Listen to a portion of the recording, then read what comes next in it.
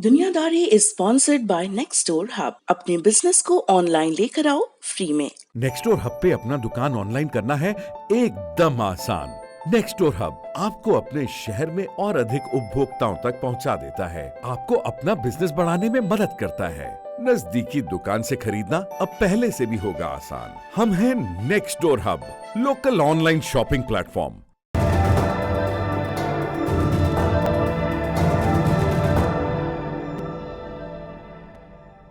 नमस्ते, मेरा नाम सौरभ द्विवेदी है और आप लल्लन टॉप का ग्लोबल न्यूज़ बुलेटिन दुनियादारी देख रहे हैं। ये बात 5वीं सदी ईसा पूर्व की है, यानी आज से तकरीबन 2500 साल पहले की।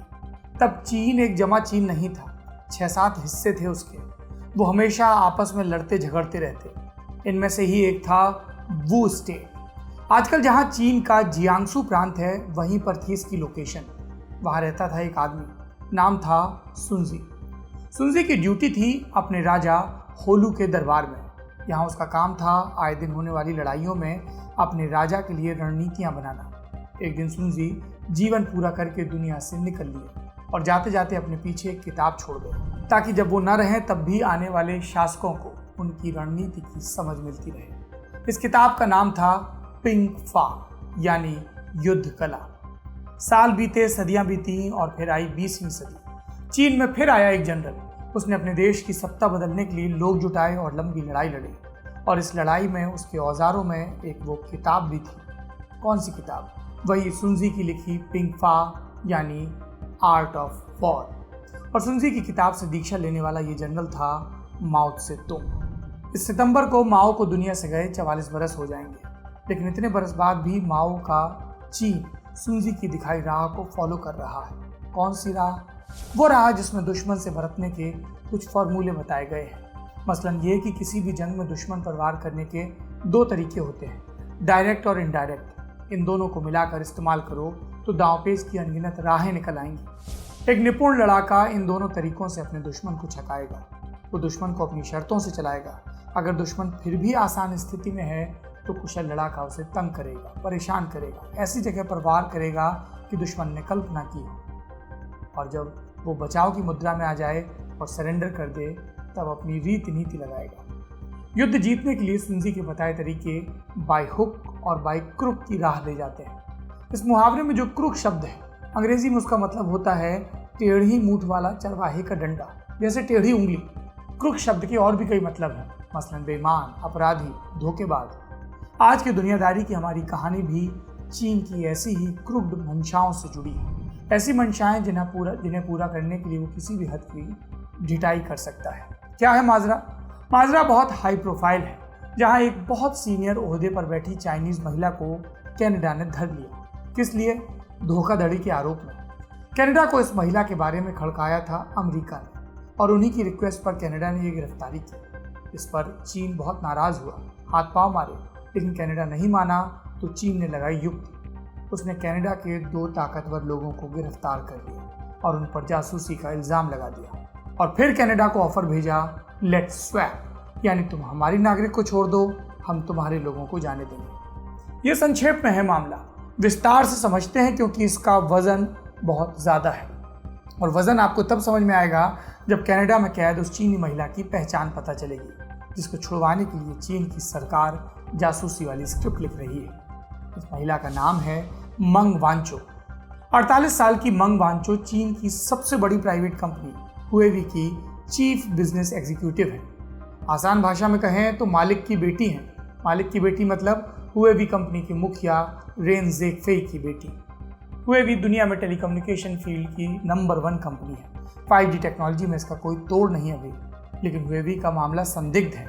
चीन की सरकार के साथ उसकी बेहद नज़दीकी है और इस वजह से दुनिया के कई देशों को हुएवी पर शक है। शक कि वो अपनी टेक्नोलॉजी और उपकरणों के सहारे चाइना की सरकार के लिए जासूसी करती है, और इसलिए अमेरिका समेत कई देशों ने हुएवी पर बैन लगा दिया। अभी कुछ दिनों पहले ब्रिटेन से भी खबर आई थी।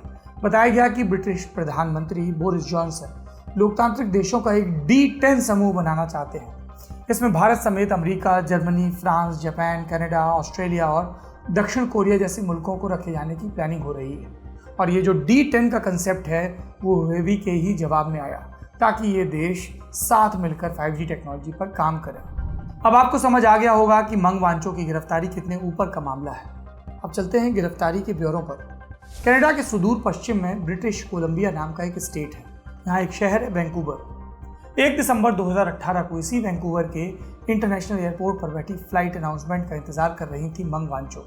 वो हांगकांग से आई थी और मैक्सिको जा रही थी। एकाएक कनाडाई पुलिस डिपार्टमेंट के कुछ लोग यहाँ पहुंचे और मंग वांचो को अपने साथ ले गए। पता चला कि उन्हें मंग के बारे में टिप मिली थी और ये दी थी अमेरिका ने। अमेरिका को एक अर्जेंट मामले में मंग की तलाश थी। जब उन्हें पता चला कि मंग ब्रिटिश कोलंबिया में है तो उन्होंने कनाडा को बताया और अमेरिका के इसी आग्रह पर कनाडा ने मंग को अरेस्ट किया।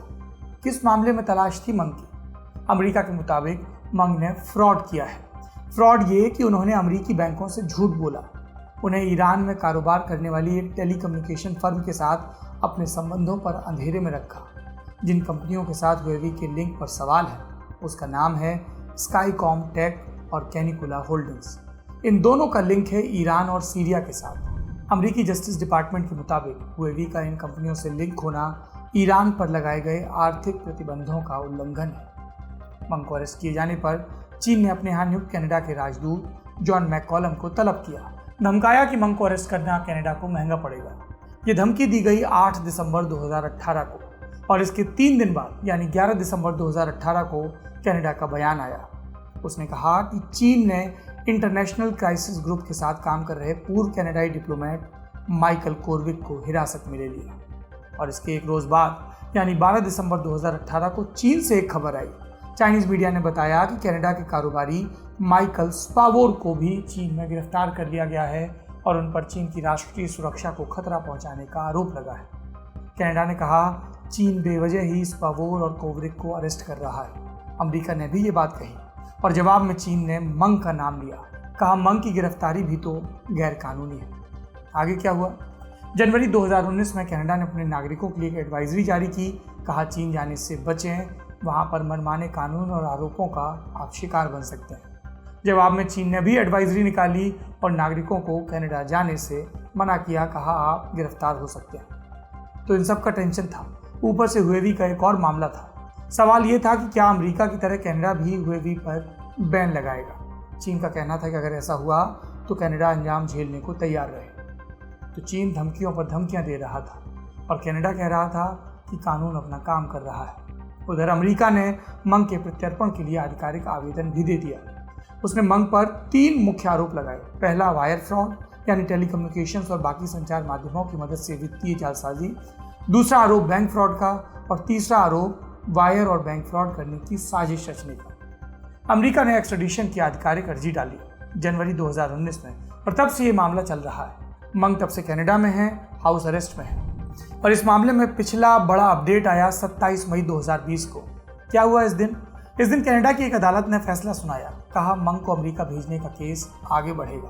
कोर्ट ने यह भी कहा कि ये केस डबल क्रिमिनलिटी का लगता है, यानी अगर दोष साबित हुआ तो वो अमेरिका और कनाडा दोनों ही जगह अपराधी मानी जाएंगी। इस फैसले के बाद फिर से चीन की धमकी आई।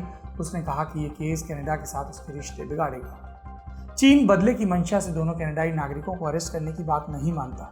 कहता है कि ये एकदम अलग केस है, निष्पक्ष है। चीनी विदेश मंत्रालय के प्रवक्ता झाओ लिजियान के शब्दों में चीन की स्वतंत्र और निष्पक्ष न्यायपालिका कानून सम्मत तरीके से दोनों कनाडाई नागरिकों के केस का फैसला करेगी। लेकिन यहीं पर चीन और उसका कथित निष्पक्ष सिस्टम स्वैपिंग के लिए कनाडा पर प्रेशर बनाता भी नजर आता है। स्वैपिंग मतलब तुम मंग को छोड़ो, हम तुम्हारे दोनों लोगों को छोड़ देंगे। इन सब के चलते जस्टिन ट्रूडो पर कनाडा में प्रेशर बन रहा है। पिछले दिनों चीन में अरेस्ट दोनों कनाडाई नागरिकों में से एक माइकल कोवरिक की लिखी चिट्ठियां भी छपी अखबार में। ये चिट्ठियां कोवरिक ने अपनी पत्नी को भेजी थी। कोवरिक की लिखी चिट्ठियों में ज़ाहिर तौर पर उदासी है। जब ये अखबार में छपी तो पढ़ने वाले भी उदास हुए। पीएम जस्टिन ट्रूडो पर प्रेशर बढ़ गया। लोगों ने कहा कि प्रधानमंत्री चाहें तो मंग को रिहा कर सकते हैं। 23 जून को ओटावा में पत्रकारों से बात करते हुए ट्रूडो ने इन मांगों के जवाब में कहा कि शुरुआत से स्पष्ट है कि चीन राजनीतिक मंशा से ये सब कर रहा है। हम इसकी निंदा करते हैं। हम किसी भी तरह की सौदेबाजी पर विचार नहीं कर रहे। अपने दोनों नागरिकों को छुड़ा कर लाने के लिए हम कोई ट्रेडिंग नहीं करेंगे।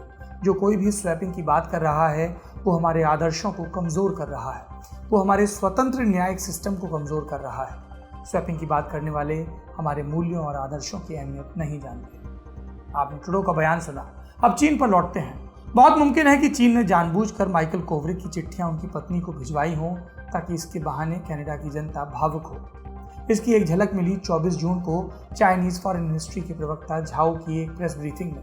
इसमें उन्होंने माइकल कोवरिक की पत्नी विना नेड जिबुल्ला का नाम लिया।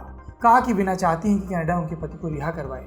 झाओ बोले, कनाडा के जस्टिस मिनिस्टर चाहें तो मंग का एक्सट्रेडिशन रोक सकते हैं। वो एक्सट्रेडिशन रोकें, मंग को रिहा करें और अपने दोनों नागरिक आज़ाद करा लें। अब आप देखिए कितना विरोधाभास है। चीन दावा करता है कि दोनों कनाडाई नागरिक उसकी राष्ट्रीय सुरक्षा को खतरा पहुंचा रहे थे, इसलिए गिरफ्तार हुए, और फिर कहता है कि मंग के बदले उन्हें रिहा कर दिया जाएगा, और तब उसकी राष्ट्रीय सुरक्षा की चिंताएं खत्म हो जाती हैं। जस्टिन ट्रूडो पर तितरफा प्रेशर है। एक तरफ कनाडा के बेस्ट फ्रेंड अमेरिका की तरफ से, दूसरा खुद सरकार की छवि कि मंग को रिहा किया जाए तो सरकार कमजोर दिखेगी, और तीसरा है पब्लिक मूड का प्रेशर, जहां प्रिजनर स्वैपिंग के पक्ष में माहौल बन रहा है। तो न केवल कानूनी जानकार बल्कि सत्ता से जुड़े लोग भी उन्हें स्वैपिंग की सलाह दे रहे हैं। मसलन कनाडा के पूर्व डिप्टी प्राइम मिनिस्टर जॉन मिनले, उन्होंने पिछले दिनों बयान दिया, कहा कि वो दोनों लोग बहुत मुश्किल स्थिति में हैं। इतने दिनों से वो चीन की जेल में बंद हैं। इसकी एकमात्र वजह कनाडाई सरकार है, उसकी ही गतिविधियों के कारण ये हुआ। सरकार को चाहिए कि जल्द से जल्द उन दोनों को आज़ाद कराए। ट्रूडो कब तक ये प्रेशर झेल पाएंगे नहीं पता, लेकिन ये पता है कि सुनजी वाली सीख पर अमल करते हुए चीन बड़ी ढिठाई से मंग को रिहा करवाने में लगा है। ये था दुनियादारी में आज का बड़ी खबर सेगमेंट। अब बढ़ते हैं सुर्खियों की तरफ। पहली सुर्खी है अमेरिका से। यहाँ रक्षा विभाग का बयान आया, किस पर? चीन की कंपनियों पर। डिपार्टमेंट के मुताबिक हुएवी समेत चीन की टॉप 20 कंपनियों में से कुछ की मालिक चीनी सेना है, और कुछ कंपनियां ऐसी हैं जिनको चीन की पीपल्स लिबरेशन आर्मी सपोर्ट करती है। ये बयान चीनी कंपनियों के साथ कारोबार करने से जुड़ी चिंताओं के मद्देनजर आया है। दूसरी सुर्खी है ऑस्ट्रेलिया से। ऑस्ट्रेलिया का नेशनल कैरियर है कंतास एयरलाइंस। ये एयरलाइंस 6000 लोगों की छटनी करने जा रहा है। इसका कारण है कोरोना के कारण हुआ नुकसान। पिछले हफ्ते ऑस्ट्रेलियाई सरकार ने कहा था कि इस साल वो अपना बॉर्डर बंद रखेगी, यानी पूरे 2020 में इंटरनेशनल फ्लाइट्स नहीं चलने वाली। तीसरी सुर्खी है फ्रांस से। यहाँ राजधानी पेरिस में मशहूर आईफल टावर है। ये पिछले 104 दिनों से बंद था, वजह कोरोना। अब 25 जून को ये पर्यटकों के लिए खोल दिया गया, लेकिन अभी लिफ्ट नहीं चलेगी क्योंकि फिजिकल डिस्टेंसिंग का नियम लागू है। लोग मास्क लगाकर सीढ़ियों के सहारे ऊपर जा सकेंगे। आईफल टावर में 3 फ्लोर है। इसमें ऊपरी मंजिल अभी बंद है, यानी दूसरी मंजिल तक जाने के लिए मात्र 674 सीढ़ियां चढ़नी होंगी। ये थी सुर्खियां। अब बढ़ते हैं अपने आखिरी सेक्शन तारीख की तरफ। आज तारीख है 25 जून। इस दिन का वास्ता है मजदूरों के हक से जुड़े एक बहुत अहम पड़ाव से। कैसा हक? ये हक है 8 आवर्स अ डे, यानी किसी भी कामगार से दिन में 8 घंटे से ज़्यादा काम न करवाने से जुड़ा। आज से ठीक 152 बरस पहले, यानी 25 जून 1868 के दिन अमेरिकी संसद ने एक प्रस्ताव को मंजूरी दी थी। प्रस्ताव ये था कि सरकारी कामगारों से दिन में 8 घंटे से ज़्यादा काम नहीं लिया जाएगा। ये फैसला लेना कितना मुश्किल था, यूँ समझिए कि उस वक्त के अमेरिकी राष्ट्रपति एंड्रू जॉनसन ने खुद इस प्रस्ताव के खिलाफ वीटो लगाया था। उनका मानना था कि 8 घंटे उचित अवधि नहीं है, लेकिन ऐतिहासिक ये है कि उनके वीटो लगाने के बावजूद अमेरिकी कांग्रेस ने यह प्रस्ताव पास किया। अमेरिकी संसद द्वारा पास किए इस प्रस्ताव ने वहाँ कामगारों के संघर्ष को एक रोड मैप दिया, और इससे प्रभावित होकर अलग अलग सेक्टर्स के कामगारों ने आंदोलन किए, और इन्हीं आंदोलनों के कारण करीब आधी सदी बाद अमेरिका के प्राइवेट सेक्टर तक ये कानून पहुंचा। निजी सेक्टर में किसने इस नियम को सबसे पहले अपनाया? प्रिंटिंग इंडस्ट्री ने। 20वीं सदी की शुरुआत के कुछ बरस बाद ही वहाँ 8 घंटे काम का नियम चला, लेकिन इसे प्रचलित करने का श्रेय जाता है फोर्ड मोटर्स को। फोर्ड ने सन 1914 में ये 8 घंटे वाली पॉलिसी अपनाई। साथ साथ उसने कामगारों की पगार भी दोगुनी कर दी। 8 घंटे काम करने पर न्यूनतम $5 का मेहनताना तय किया, जो कि उस समय के इंडस्ट्री स्टैंडर्ड से 2 गुना था। फोर्ड के इस फैसले से पूरी इंडस्ट्री सन्न रह गई थी। लोगों ने कहा कंपनी घाटे में जाएगी, लेकिन 2 बरस बाद जब फोर्ड का मुनाफा और पैदावार दोनों तेजी से बढ़ने लगे, तब दूसरी कंपनियों ने भी इसे अपना लिया, और इस तरह से कामगारों को उनका सही हक मिला। और यही फोर्ड कंपनी आगे चलकर सितंबर 1926 में 5 डे वीक का कल्चर लेकर आई। 5 दिन काम, शनिवार इतवार को आराम। कंपनी के मालिक हेनरी फोर्ड ने तब कहा था कि 8 घंटे काम वाली पॉलिसी हमारे लिए बरकत लाई, इसी तरह 5 डे वीक भी हमारे लिए तरक्की के नए रास्ते खोलेगी। वक्त आ गया है कि हम समझ जाएं, अपनी उस सोच से छुटकारा पा लें जो समझती है कि मजदूरों के लिए आराम समय की बर्बादी है। छुट्टी पाना किसी समाज के किसी वर्ग का विशेषाधिकार नहीं है। आज की दुनियादारी में इतना ही। हमें देखने, सराहने, सुझाव भेजने और आलोचनाओं के लिए आपका बहुत बहुत शुक्रिया। आखिरी में हमेशा की तरह लटक की ये पेशकश।